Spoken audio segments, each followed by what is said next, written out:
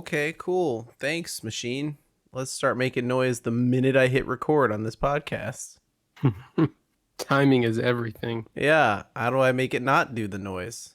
Let's pause that. Windows. I tell it not to do notifications. But it seems like everything has its own settings for notifications. Like everything. Yeah. And even the global settings don't seem to affect anything globally. Well, because probably you installed an update between then and now and it reset a bunch of the settings, or they changed how the settings work, so they had to reset them. Oh, God. Oh, God.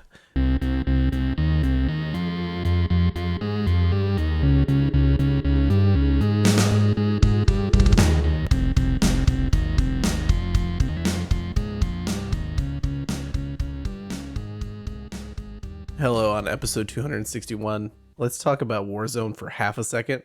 First of all, they added Rambo and John McClane to that game. And there's a playable Nakatomi Tower, which has the top 5 floors of the Die Hard movie that you can play through. And you can, like, open the vault and do stuff like that.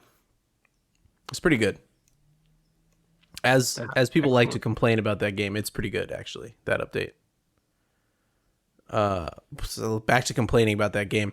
Every update, it resets all of my settings, literally every single one. It even resets settings that make no sense. Like it resets the render size to half of my screen for some reason. So it's trying to render at like 720 on a 1440 monitor. That's bizarre. That's half and 2.5. It's not good. Yeah. It's whatever setting globally is half, right? So like 1440 doesn't really have a half setting. Anyway, it's horrendous. I don't understand it. I don't understand why it's 2021 and this hasn't been.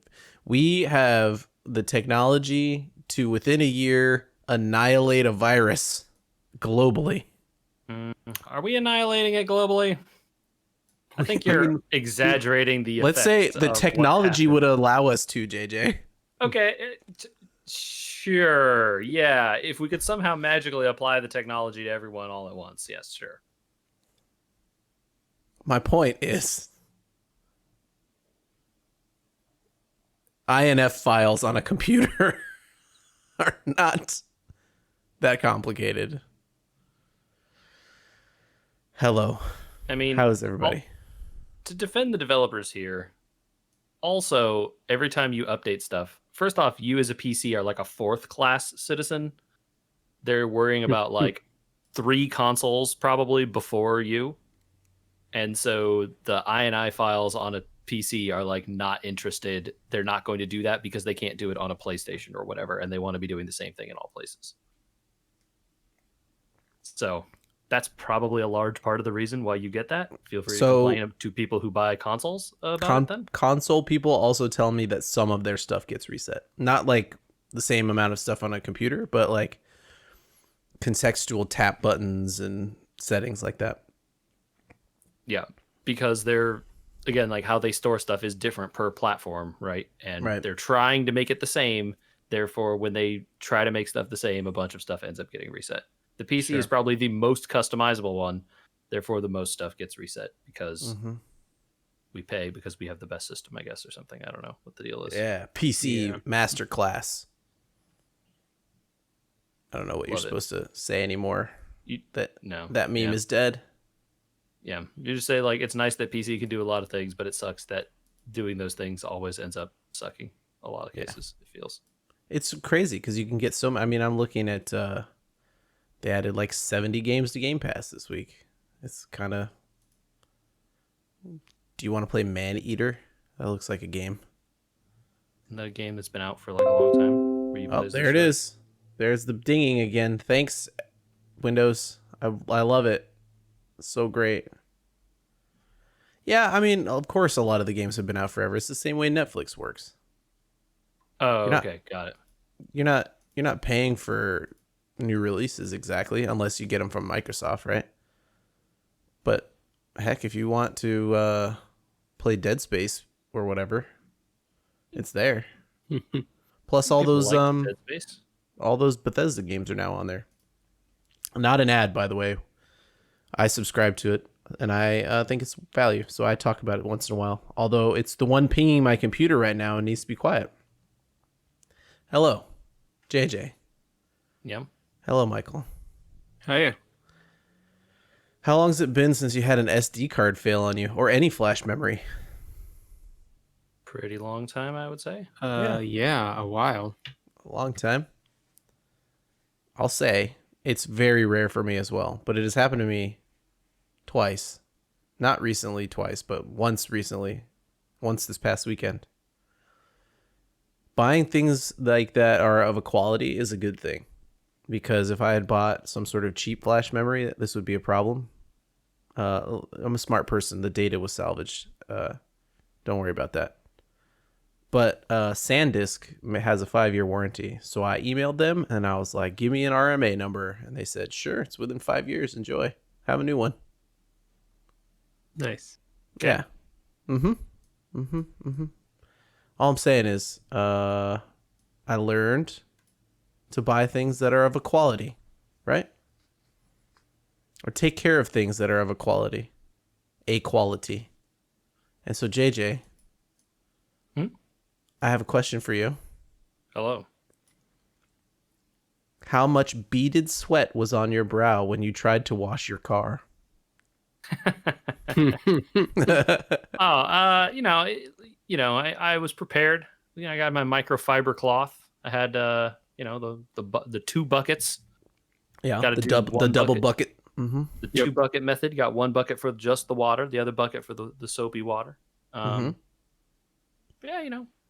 I washed it like a car, man. You gotta wash a car. Yeah. Can I change your life? Sure. We got solar panels for this house. And they require cleaning every once in a while. And a lot of the stuff you need to do to clean them properly, so you don't leave hard water on there, which then affects the panel and causes problems in the long run, is the same stuff professional auto detailers and window cleaners use to give you spotless cleanings of stuff. And so I have built a water deionizing and softening system for myself at my home. Not for the whole home. It's like a little portable one. And I hooked that bad boy up to a very light pressure washer that has a soap function. Like a foamer. I heard of these. People were like recommending them, in like auto detailing places and stuff. And I also have an electric leaf blower. And so I washed an SUV and a sedan in like an hour and a half, but Cool. and literally used one towel to dry each car because of that leaf blower. And with the soft water, those windows look like you clean them with like some crystal clean, Like Windex or whatever. Yeah. Yeah, I don't have too much issue. Like, the car itself, I do it top down and a panel at a time, so I'm not too worried about the like stains or whatever from the water. Yeah, like it gets on the windows, but then I just use some window cleaner afterwards, and it's usually not too bad. So not overall too worried about that when cleaning it. The stuff that I'm worried about is like, am I like invisibly rubbing dirt into the finish of the paint or something somehow that I don't know about? Which again is it's at some level, the microscopic level or something, right? There's dirt in the air somehow that I'm making it worse, and I'm just like worrying about nothing. But yeah, I just need you to know how bad you were sweating.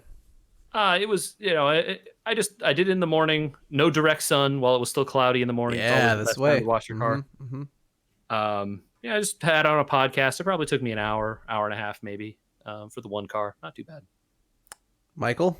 But we're not done talking about cars though. Oh, we aren't? Oh, okay. No, I had a really good transition, and so I'm going to put a pin in it. You were wrong. No. I had a really good one, and I'm going to bring it back up. You thought you did. We'll see where we end up here. Because I actually drove the car to a place to meet some friends this past weekend. It was nice to see humans in person. And we went and had brunch, and that was nice. I walked around down Old Town Temecula, which is a place I'd never been to before. Okay. Yeah. So if y'all have ever been, it's kind of like a downtown walking district, kind of old timey, old west kind of theme, because old town, but obviously it's not actually old, like they built it. Nice little area. I don't know, no complaints there. And we got in the car to drive home. It's like 45 minutes from my house to this area, plus or minus, right? Let's take bets on how long you think it took us to get home. What day was this? Saturday. 2 hours. Okay. 3.5. 3.5 is the closest answer. Uh-oh. There was a fire on the side of the 15. No, no. Oh, no. And they closed southbound 15 for some amount of time. Oh, no. Ooh. They then also, and not clear to me when or how, because again, it took us probably 2 hours to go 1 mile. Oh, no. But when it did eventually open, it was 2 lanes of 4, right? And there were fire trucks on both sides, like both sides of the 2 lanes. So it's like over on the one shoulder was like, the captains or whatever who were fucking around and not helping. And then the other people on the other side had all the hoses and they were going up the mountainside to do firefighting, I assume.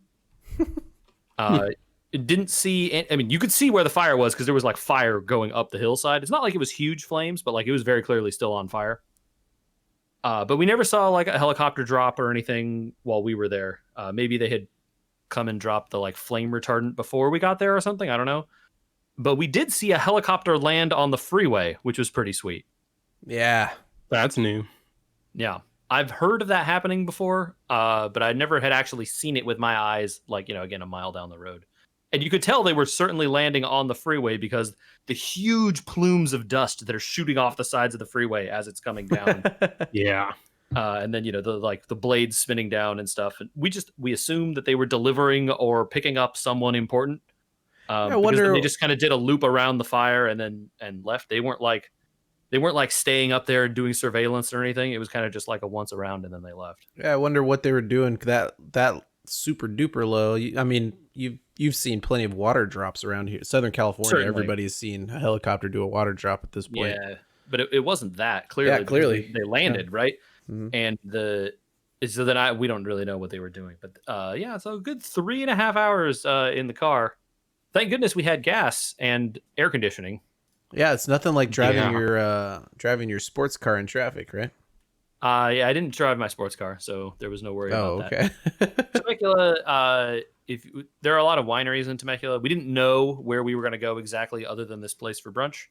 And if we had gone to wineries, a lot of them have like gravel and dirt roads, and I wasn't about to do that No. in that car. So we took the other car. But it doesn't matter which car we were in because we would have been sitting there for 2.5 hours. Sure. 3.5 total hours by the time we got home. Man. Not fun, although it was very nice to see our friends. Yeah, we also got to do some outdoor activities with family this past weekend for a birthday, and it was strange but refreshing to not have any worry, being around that many people. But yeah, I don't think we were the only two getting anything done. Michael experimented with the knots like we have also, and it was an interesting experience. I wonder how it went for you. So right off the bat, I know ours was going to be different because, and shout out here to friend of the pod, Eric, who writes for the good people over at Coaster 101. He invited us along with him to the media night for the opening of the new Berry Tales ride, which had already technically opened. Yes, I know. But also the kickoff event for the 100th anniversary celebration. The line was 1 hour and 40 minutes. During we didn't wait in it because I have kids and they can't wait 1 hour and 40 minutes for literally anything. I just want to say that 1 hour and 40 minutes isn't that bad in the history of theme park wait lines. No, it's average for like a Space Mountain or something like that, Yeah, for a brand new ride. Saying. New ride. I'm not saying it shouldn't be a long good. wait, but think of what the population of the park should be, and you're like, oh man, bummer. Yeah, well, we were, because the things were so severely limited for the media night, we just walked right on. Mm-hmm. Is it cool? It's good. Yeah, it's a good ride. I wish that there were more explanation of what you're doing. So the ride itself took over for Journey to the Iron Reef, Voyage to the Iron Reef, whatever that one was called. Also, a ride yeah. that the lines were too long and I never went on. Yes. Oh, I went on that like once or twice, maybe. It was Okay. perfectly okay. Yeah, so the ride through arcade game style where you're firing at a bunch of screens trying to outscore the people in the car with you. Like the Disney Buzz Lightyear Space Alien one. Yeah, yeah, similar to very that, similar. or Toy Story Mania. yeah. The issue with this is that there are the ride itself is super bright and engaging, and there's all kinds of stuff going on around the basic premise, which is that a family of coyotes is trying to steal all the boysenberry pies, and you are trying to stop them. So that's the gist. What they don't tell you is that of the million things that are going on each one of the screens, the only things you need to aim for are the pies and the coyotes. Everything else is a distraction, huh? Everything else gets you no points and is just there to look pretty, and it does. It looks super pretty. But if there had been a better explanation of that, I feel like it would have made the ride go a little bit better and That's maybe silly. feel a little less chaotic. Everything should be worth points, even if it's not a lot. Yeah. Because even on the Disney ones, okay, yeah, the easy ones to hit are only worth 5, but then the kids feel good Yeah. because they get I a feel score. like even on the one that was there previously, the Iron Reef or whatever it was, the only time it wasn't worth points is if it's like, ooh, a creepy shadow coming up behind you, and then you spin around, and then the thing you spin around you can shoot. Yeah, in that one, basically, you could hit anything that moved and you'd get Right. points. Yeah. That's how it should be. Yeah. Personal opinion. I might, I mean, maybe I guess they don't want you shooting the berry tail kids or whatever. Yeah, maybe. Okay. Be like, shoot, how many points is Pooh worth versus shooting Tigger? I don't think they want to get into that exact argument. Fair. But on the other side of things, as part of the event, they give you a tasting card, similar to the tasting cards for the food festivals. So you two have both been to the food festivals. Yeah, they I give think. you. Did we just talk about it? Because I went to the previous one that they just did, and I thought we maybe talked about how I was disappointed by the variation in pizzas. Yes, Yeah, you we talked definitely about don't. that. Yeah. And we went to one the end of last year, I think, before they closed down. Those are good. Mm-hmm. Food festivals in general are good, I think. So this particular night might have wound up being overkill. So for the regular food festival, you get 5 tastings, right? And that covers you all day. And you guys can attest to how full you were by the end of the day, Easily just off of your 5 tastings. So Sure. if I told you that we were going for a 3-hour media night, 7 to 10, how many tastings would you think they would give you per person? 3? The answer would be 6. 6. Okay, but where's drinks allowed? Yes. Okay, yeah. See, so if you that's why. have to include it as food and drinks, that's like they're probably thinking you're doing like a 4-2 or a 3-3 kind of situation. When you probably for max value you want to be doing 6 foods, no drinks. Yeah, but the portions are still huge, right? So Yeah. 6 food. We wound up at the end of the night. We stopped at the coffee shop and got like a plate of cookies and 2 loaves of lemon bread and To take home? something else, all to take home because we just had so many tickets still spilling over. That's funny. That's Well, they want those good reviews. Yep. They do. Yeah. And I sent you guys a picture. Yes, we did. This is hold on. I have to use my transition here. So JJ wasn't the only one sweating. Michael, how were you feeling when you looked at that sandwich? It was a little daunting at first. See, JJ, what you did? The magical transition you ruined? I saved us. You're welcome, everyone. So what sandwich is this? This Hold is on. some sort of donut. So it's thing. 2 donuts, in fact, and Yeah. 2 glazed donuts, and between them is a fried chicken patty, a slice of cheddar cheese, and a couple of slices of bacon. Oh, This so you went is- to a fair. This is like Yeah, almost basically. isn't I mean, this you've almost been- a I've double eaten down? this. No, the double down uses chicken as the bun. Right. Oh. No, this is like the Luther, except instead of a burger, It's it's chicken. Yeah, because I had something similar to this where it was 2 Krispy Kreme donuts on the outside of a double cheeseburger in the Right. middle.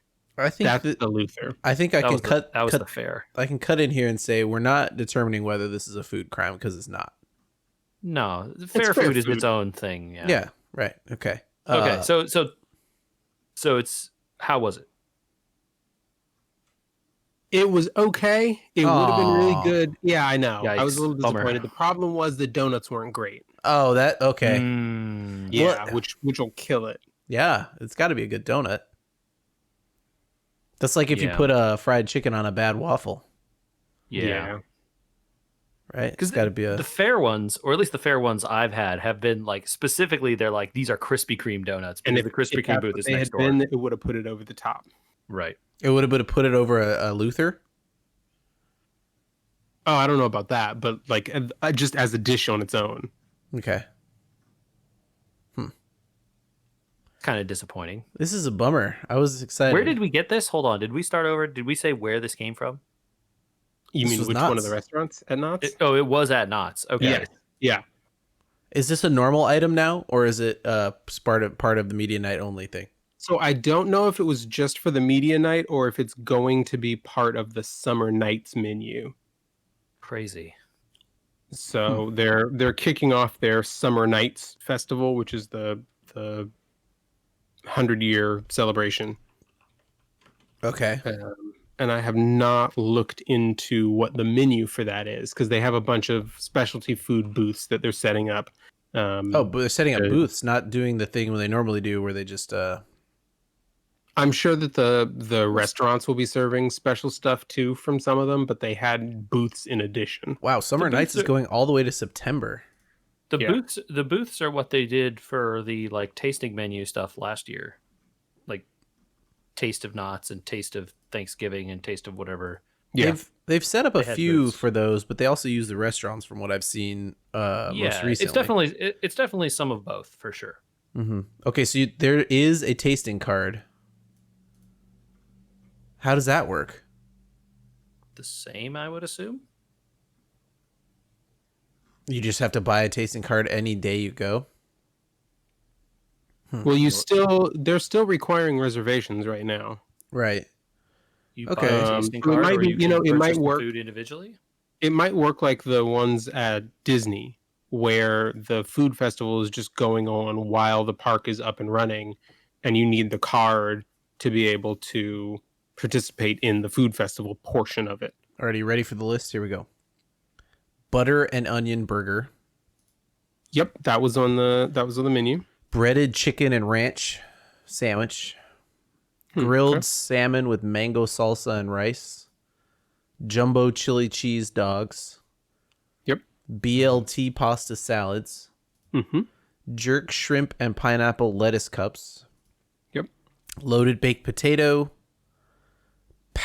peach pound cake loaf, and that's as many as are on this list that I can find. So there's probably more, Okay. right? There's got to be more. Yeah. That Yeah, seems 'cause low. Yeah. There aren't any like regular items on there, which usually they throw some regular stuff on, and then there were no drinks, so they usually have those too. Yeah. So most of those dishes they had available during the media night. Oh, here's more. I can't read that. That is tiny. Why would you do that to me? That BLT salad looks really good. Okay. The pasta salad. Yeah. Yeah. I can't read this. This is so small. Why do people make things so small? High resolution photos don't take that much room, you guys. Get glasses, nerd. Okay, it looks like a lot of the stuff from the last thing is back to Yeah, they got stuff that, Oh, that they know does the well. pizzas Pizza was are back, Do it again. Andy, and I could tell you from the slice that we saw someone eating, it was covered in meat. yeah, just but that's for what we you. saw last time when we went to the different booth and it was like, wait a minute. That's also the media night. They're making sure they make them good for the media, you know. Yeah. They get got those more. pictures. They got a the bunch of clicks. flavored lemonades. It looks like coming up. Yeah, they had those. Cauliflower those. pizza. I want to say there was like That's an one they've agua had before, fresca too. and a lemonade when I was Cookie there. And that was like, dough. We tried the Acai. cookie dough, the edible cookie dough. It's good. You actually get to choose from one of a couple of different flavors. Acai bowls. Funnel cakes. Churros. Beers. Okay, there's not actually that much. Pulled chicken sandwiches. We tried that. Mac and cheese on a bun. Mm-hmm. Okay, the pulled pork mac and cheese. Oh no, that's all one sandwich. Oh, it's all one? The pulled chicken and the mac and cheese all together. Oh, okay, got it. Pulled chicken with mac and cheese on a bun. That's a lot. Yes. Okay, that's all right. That's kind of it. Veggie sliders on a pretzel bun, and then I think that covers everything. That's a lot of stuff. I don't see your specific thing that you ate though. It might have just been a media night thing then. Oh, bummer. I want to eat that in front of my kids. I don't know. It sounds like from his description, it wasn't that good. So maybe it's not a big loss. Yeah, good point. Good point. All right. Let's move on from this food thing because it's making me slightly hungry. And I've already eaten dinner, so that's weird. Gaming. Let's get into it. I think we should start off with some HZD because y'all been texting and I feel left out. I gotta hear from my ears because I didn't have great service either over the weekend, which we'll get to. But give me that update. I played a bunch more of that game. Horizon Zero Dawn is what we're talking about. Yep. I reached the end of the main story, and then I got started into the DLC. I'm a decent ways in. It's hard to know how long that DLC is. I'm kind of just like roaming around doing side quests and stuff. I don't exactly understand how much exactly is in there, but I have quite a lot of the skill tree filled out at this point. The last few skills I don't have unlocked are kind of like, I don't care if I get these or not. So, right, you'll get them when you get to them. Yeah. So, I've been like, trading for weird new weapons and trying them and then deciding I liked my other ones better and putting those ones back. Isn't that what happens always? It's like you get used to the thing. Yep. And you're like, this is technically better. It does more damage. But I can't control it at all. And I'm like 5 minutes from the end of the game. So I'm just going to tough it out. I had, I got this new weapon that like is like a short range blast thing that knocks pieces off enemies. So a shotgun. No, it's like a sound it's like gun. a compressed air cannon almost. Yeah. Okay. And I was like, cool. oh, this thing is it is cool. It's cool looking for sure. But I never like got good at using it and pulling it out and flipping around and blasting the enemies with it or whatever. And then I eventually got a bow that let me shoot arrows that did that. Yes. Hair blast arrows. Yeah, and those were kind of cool, but also the bow that uses them has like a different action on it than the bow I had been using a lot of. And the air blast arrows, after they hit, they kind of like you have to wait for like a couple beats before they detonate and knock all the parts off. They are pretty good though, so that is one of the new things that I've been experimenting with. But then I keep falling back to the sling and the little bombs, like the fire bombs from that thing, or the frost ones. And then I rarely used those. That's funny.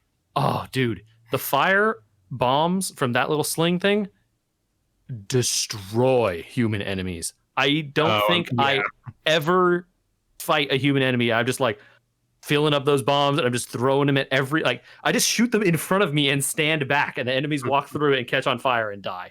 It's like, I have a bunch of modifiers on that sling that like weigh up the fire damage or something. It's just nuts. Those things mow enemies down. And they're like okay on the machines or whatever. The frost ones are a little better on the machines. Yes. Yeah, the shock ones I don't find as useful, but the fire ones are pretty good. And then just the regular bow and the arrows that tear and the arrows that do fire. That's kind of just how I do that game. But it's been good. So what'd you think of the main story?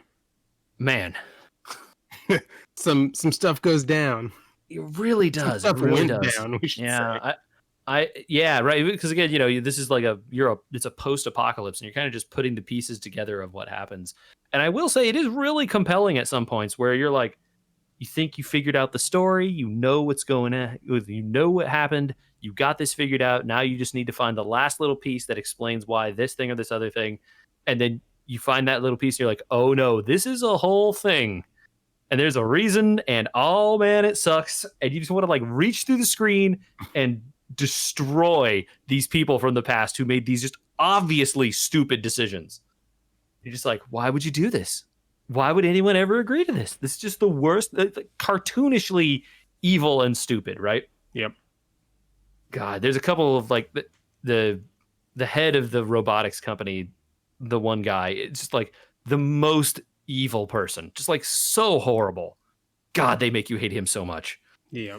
But I mean, that's writing a good character, right? Yep. Okay, so you say he's a good character, but you say cartoonishly evil in the same sentence. Is it believably evil? Like, is it like, okay, I mean, it's obviously believable in that if this guy is this stupid, he must be doing this because he's such a friggin' idiot. Like, yeah, I mean, it gets to the point. It gets to the point by the end where it's almost like he's almost at the point of fanaticism.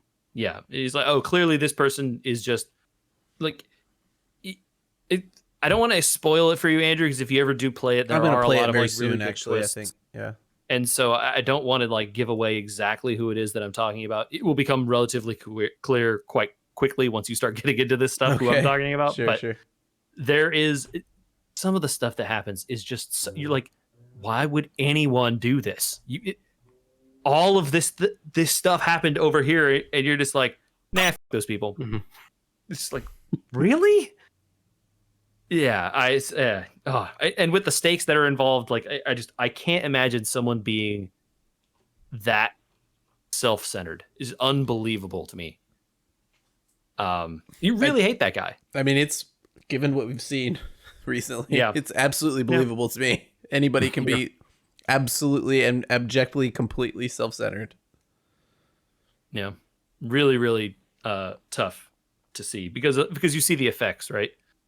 And then it is interesting then because of how all this plays out, how it affects the present and some of the characters that are alive in the present and the stuff that they do. It is a very well written story. I really, really, and the people you think that who's doing what and what's going on, and then maybe at the end you don't know as much as you thought you did, and it's pretty good. I'm excited now that they are doing a sequel, so I'm very curious. The way that they end the main story, that last story beat, right, really hooks you in for the next game.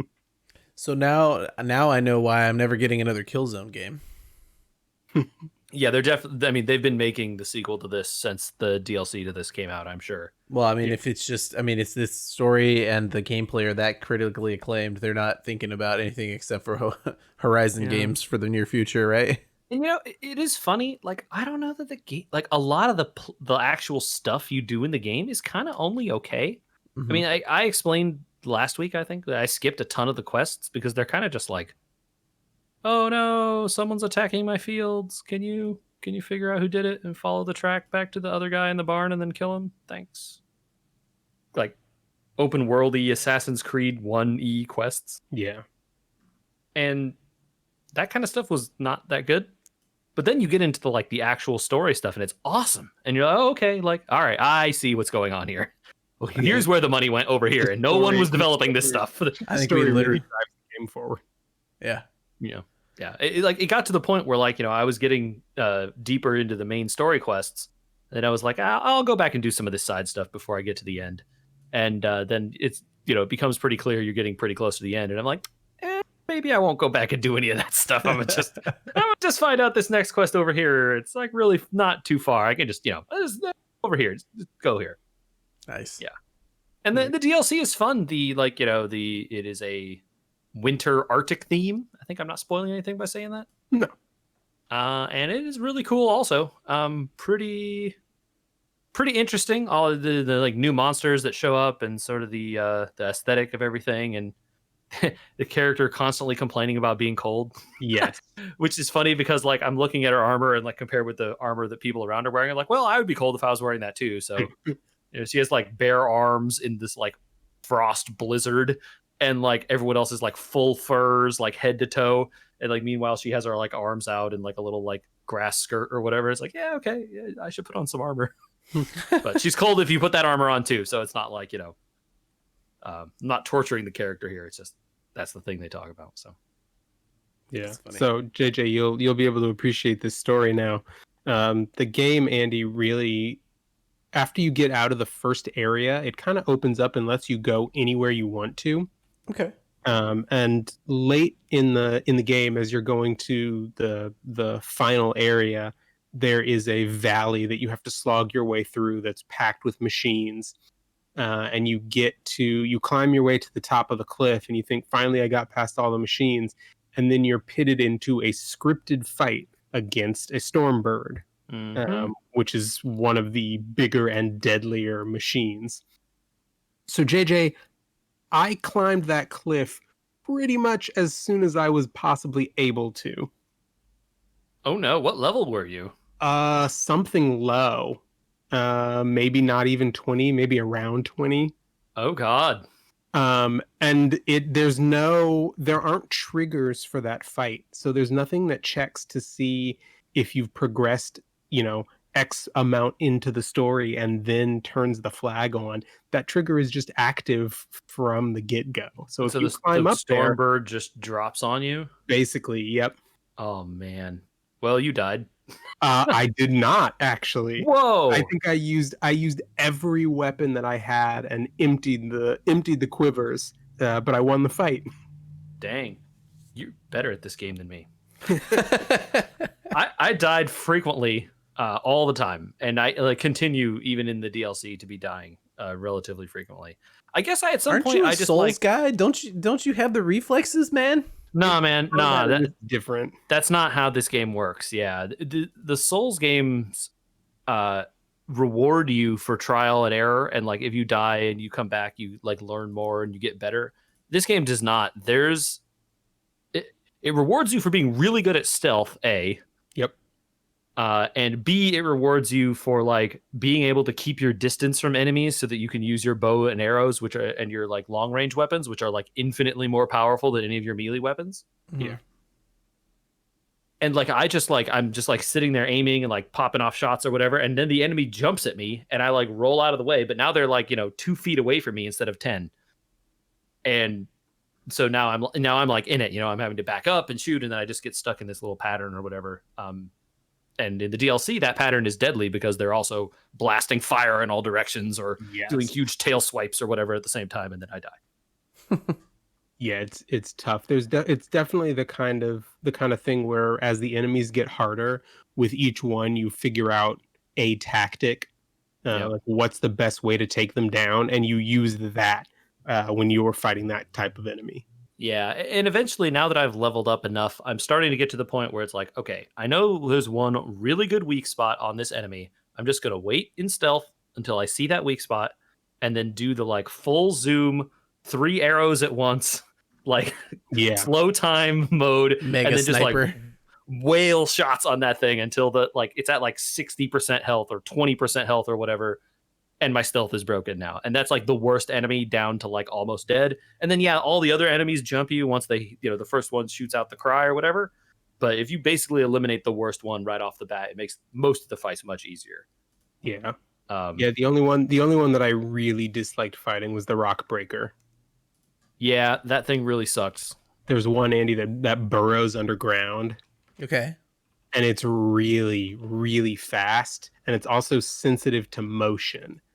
Uh-oh. So if you move, the vibration of your steps will bring it to you. Oh no. So I think what they wanted you to do to fight that was like jump on these piles of rocks that are around there, and then wait for it to jump up from under the rocks, roll out of the way, and attack it or something. Yeah. I never really figured that out. I kind of just ran around a bunch, and it would jump out. I would dive out of the way, and then I would just like wail on it with arrows and whatever I had in my quivers or slings or whatever until it started going back down again, and then I would just run around again more. I never found like a great strategy against that thing, and I friggin' hate it a lot. That's Same like the worst one for sure. Didn't Tremors see teach you that you're supposed to get up on the rocks? That's what I was saying. I think Yeah. that's what they wanted you to do. Yeah. The problem is, as I'm climbing up onto the rocks, it shoots a friggin' boulder at me from across the map or whatever, and I die. Yeah. Or it burrows up underneath the rocks while you're climbing on it, and then you die, you fly across the map and lose half your health or whatever. Oh, sorry. I think I cut you off, Michael. Sorry. Yeah, I saw one strategy that made me laugh. JJ, apparently if you max out your carrying capacity for tripwire traps and max out the damage on the trap, you can move back, fire an arrow into the ground under the trap, and it'll come running to the arrow, spring up, and trip all of the traps at once. And it's just like one hit KOs it. If you've got the damage tuned all the way up, yes. I love that. I used those trip arrows so infrequently. Yeah, but there were a couple of situations, like if especially finding people, if you could bottleneck them and then just lay down a trap and then like a foot back another trap and then a foot back another trap, the AI isn't sophisticated enough, at least on normal, to stop and not keep running at you. And so they detonate sequentially and take out more and more people each time. Yeah, so my version of that was the sling with the fire and just patches of fire as they walk towards me. The fire is like extremely good against human enemies. I just cannot emphasize enough. Hey, if you're having trouble with human-sized enemies in this game, get the fire stuff. It's worth it. It costs a lot, and especially in the beginning, to like buy the arrow bow that can shoot fire or the sling that can shoot fire. Totally worth it. Have you gotten the flamethrower yet? I did just get that the other day, and I haven't had a chance to use it yet. So I will say that the DLC weapons are only meh until you get the side quest that lets you upgrade them. Okay. And they get some really fun upgrades. I have that side quest for some other DLC weapons, but not for the flamethrower yet. Okay. But I will check that out after I do that, because like I said before, I tried some, they're kind of just like, whatever. Yeah. Cool. Fun game. It's good. Play it, Andy. It's okay. Okay. All right. I will. The problem is it's not on my Switch. I'm just kidding. It's not a problem. It's fine.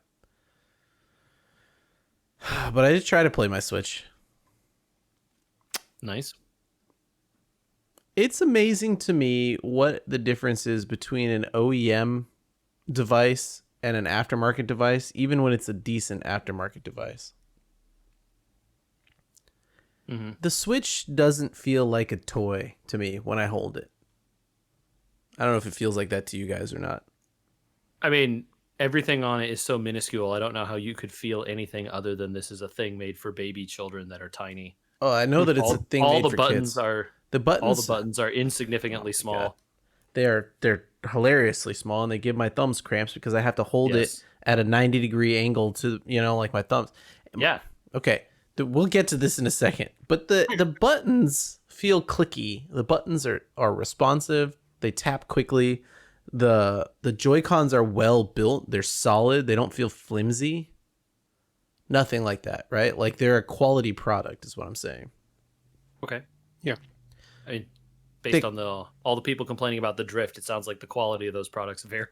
You know what's funny to me? I play my Switch all the time. I have 2 sets of Joy-Cons. I play my Switch handheld. No Joy-Con drift. I don't know what they did, or if they just don't know how to clean their stuff, or what. I can imagine that it's also just like mashing on the Joy-Cons because of the game that you're playing. Yeah, it's possible. Yeah, or you got lucky and got good ones, and they got bad ones. Who knows? I have no answer for that. I just don't understand. I don't understand. I don't want to. I mean, obviously, it's a real issue. They're not, millions of people aren't making it up or whatever.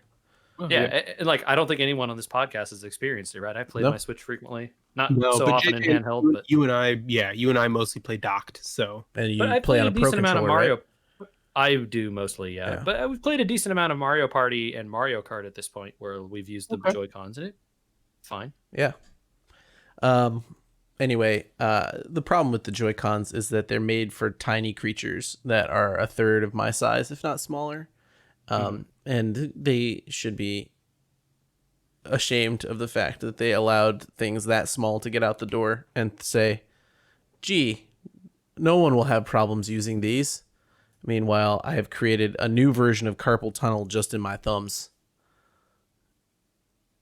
I decided to try the Hori Split Pad Pro. So you sprung for it. Yeah, Michael and I were talking about it. Kit from Carbon Scoring chimed in and said he owned one because he wants to, run over whoever invented a Joy-Con with his car. Owned, past tense. Owned? That's what you said? You said he owned one, past tense? No, he owns them. Oh, continues to own. Okay. Yeah. He owns them, and so he chimed in on his mixed review of them as well. But they were on sale, and Michael and I were talking about it after the last podcast. I sprung for them. Here's my initial review. It is amazing how cheap they feel. The plastic is not, it doesn't feel as good. It's got a weird semi-see-through look to it, but not see-through enough to feel like it was on purpose. The buttons feel like they were made by the lowest bidder. They wobble a little bit, like that. I don't know. The regular Joy-Con, the buttons, they don't wiggle when you hold on to them. Even if you're not pressing them, right? If you just try and wiggle them left to right, they don't really wiggle. There's not enough play in the they have a good micrometer, and they kept the play in the holes very small. Mm-hmm. There's a lot of play in the Hori area of the buttons, so you can kind of wiggle the buttons around without, and it makes it little sounds, and it just sounds cheap. I don't understand why Nintendo, however, has not created a controller like this, because gosh, makes my hands feel so much better. Let me tell you the controller that they made. It's called the Pro controller. Yeah, it feels like a normal, useful controller for humans. It's how anyone should ever play a Switch. If you have the choice. I would agree with that. You should be able to play a Switch both ways without dying. I mean, that's a lofty goal. Yeah. But Nintendo apparently disagrees because they don't provide a way for humans to play it the one way. If Nintendo were super concerned about the comfort of the experience of using controllers, I don't think we would have gotten a Nintendo 64. Oh, dang. That's a real good point. I hadn't thought about the Nintendo 64 controller. To be clear, also the GameCube controller. Not good. Has Schreier or anyone else ever done an in-depth on like how someone came up with the design of the original batch of controllers? Nintendo doesn't talk about anything ever. No. People would love to know that.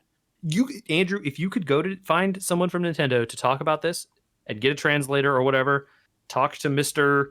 Whoever it was, he or she or whomever in Japan that came up with these old controller designs back then, you would make $1 billion on the internet from people being like, oh my God, this is the thing. And like, oh my God, it would be like the easiest money-making scheme in the history of anything. Is just to get a Nintendo interview about anything? Yeah, because they don't talk. It is impossible to wring information out of Nintendo except from like, people that are like 70 years old and have left the company and are about to die.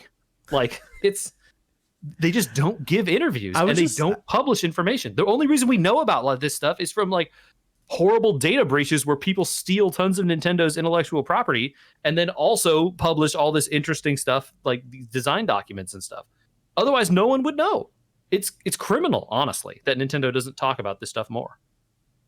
I would love to know how they got from an SNES to the N64. Like, just put those two next to each other and be like, wait, what? It's like, who was doing drugs in the lab and was like, what if it had 3 handles, man? Like, what is that story? I want to know. You know what we're going to do? We're going to put a serial port on it. What for? There's no games that are going to use it, but we might use it.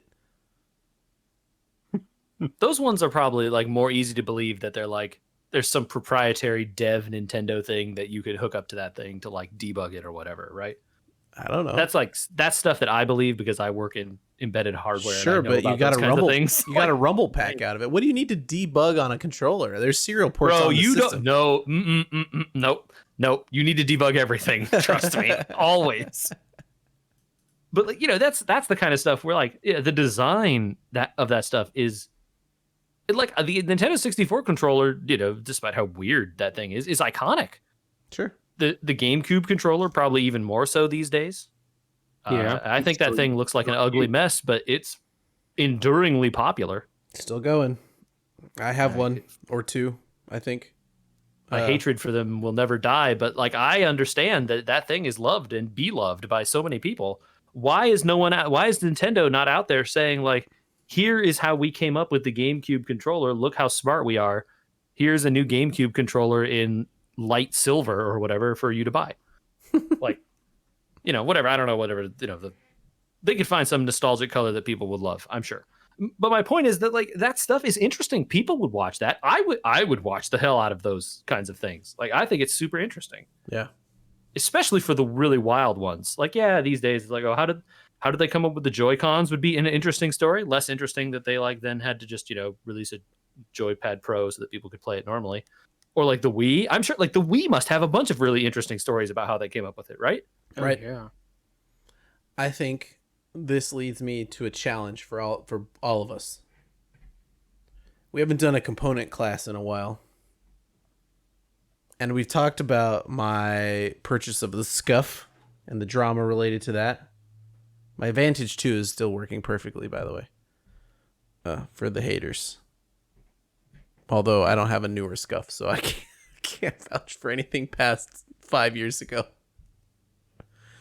But like aftermarket controllers in general and like other controllers, I think we should do a component class style thing about controllers, because it's like a peripheral that nobody really talks about. You know what came with your console, but like what works with what? I've got a PS4 controller hooked up to my iPhone now, and the world of controllers in general is kind of crazy and cool. And so like maybe we should pick some controllers to talk about, pick our favorite controllers, we should do something with controllers is what I'm saying for a component class. And in the last several years, maybe more than the last several, but the last probably like 5 to 6 years, controller support on the PC has come a long way. Yeah. If you have Steam, you can just plug a PS4 controller in and it will just work. Let me tell you something with funny. any Steam game. I'm going to get in here and say it's also really funny when it doesn't work now. Because it's taken care of every other time. The fact that it doesn't work now is the usual thing. So I went on to play State of Decay 2 the other day. And I have this new beautiful new to me, not new because it's old, that Scuff that I was talking about, which is a PlayStation controller, right? State of Decay 2 only recognizes Xbox 360 controllers. It won't even recognize an Xbox One controller or Series X controller or any of that stuff. That game was coded to only accept one type of controller. And that's because that is like for a long time, the state of PC controllers was you needed whatever controller you connected, you had it emulate an Xbox 360 controller in like a driver or software or whatever. Yep. And then it worked fine. Yep. And it's been that way for like 10 plus years. Yep. But I would say like in the last 5 years or so, it has gotten really good. You can plug a Switch Pro controller into your PC. Steam will recognize it and it will work with everything. Steam be the operative word there. Yeah, I'm saying Steam. I'm not saying it works. I'm saying Steam stuff will work. They've done all the work that you used to have to do yourself. Correct. Yeah. And there are some non-Steam games that will pick that stuff up, but on a hit or miss basis. Yeah. PC Gaming Wiki, check it out. That tells you. But yeah. Yeah. So that would be fun. I take all suggestions about what we should cover and what we should talk about and what you want to. It doesn't have to be a theme either. We could just do a controller thing, but like there's been so many disparate discussions about controllers on this thing that like I think if we just sat down and we were like, what about this controller? What about that controller? What about playing with control? We'd end up with a podcast. Almost certainly correct. Yeah. I think it'd be really interesting too. I'll widen the discussion a little bit beyond just the controllers themselves, but what sorts of games do you play with or without a Oh, controller? bingo. All right. Yeah. We're setting up Because the controller pod right there. That's the whole pod now, because that for sure, that topic goes a long way. Because I think I have like a rough list of the kinds of games I play with or without a controller, and I'm like kind of very attached to that list. I don't know that you could ever change my opinion anymore. Oh, okay. So we'll see. I don't know. I may think more of it later, but that's for now, like right off the top of my head, pretty quick. There's like some games for sure I will only be playing with controllers, and other ones that, you know, I'm more flexible. And then there's certainly some where it's like, please mouse and keyboard only, and the mouse and keyboard controls suck. I get mad because they're like, this should be a mouse and keyboard game. Yeah. Awesome. Okay. Well, I'm writing down another send that idea. information. People that want to send that information, you can send that to podcast@wewergamers.com so we can talk about your controller stuff. We get that in quick. We want to know. Yeah. We're going to do that soon. So lots of stuff is get it in quick. Yeah, if you have like anything related to controllers you want to talk about, maybe we give it a week so people can send it. Okay. Or whatever. And that gives us a little bit of time to prepare. And then we'll hit that up. Also, JJ, what are we watching this week? Oh, great segue. For fans of the Subspace Transmissions, we are going to watch an episode of Deep Space Nine called Take Me Out to the Hollow Suite. I believe it is season 7, episode 4? That sounds right to me. Question mark? Mhm. It's season 7 sometime. The name of the episode is Take Me Out to the Hollow Suite. Watch it before the Subspace Transmission drops relatively soon, the next week or two. So get out there and check that one out. It's a very good episode of DS9. And we're going to talk all about that soon on a Subspace Transmission. Yeah, so you'll be you come with your ideas, listen to us say our ideas, and then write your furious or very supportive emails. Yes. Afterwards, yes. We'll Get take that hashtag engagement. Yeah. Exactly.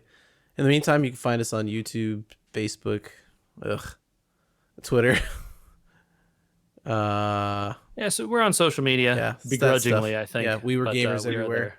It's all one word. It helps you find it on YouTube. I think a lot of people have trouble finding it on YouTube because for some reason it does not show up as two words at all. I don't know why.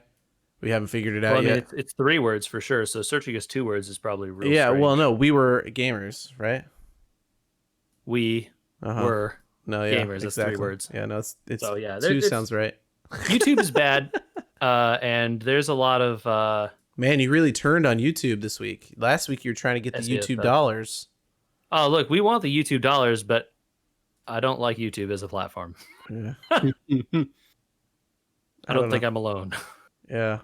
There's weirder platforms out there.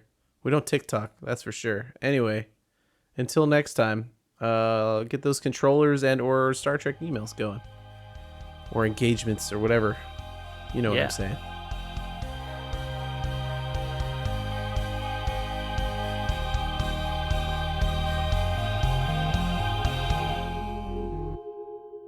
Oh, JJ, I got to that quiz door, and it is some malarkey. That quiz sucks, dude. I was like, nope, not doing this. What Let are we me talking pull up about? a list of answers. Good man. Yes, I was going to say the correct answer is give me the answers to these questions. Yes, quiz nobody has time. Yes. How many chairs are in this room? Nope. What was the quiz door about? There's one of the trials. side quest Trails. in Trails. Oh. Is a quiz of how well do you know your Trails. I could say lore, but minutia might be a better word. Like extreme trivia. How many pips are on Admiral Tarkin's uniform? Dude, it like almost to that level, yes.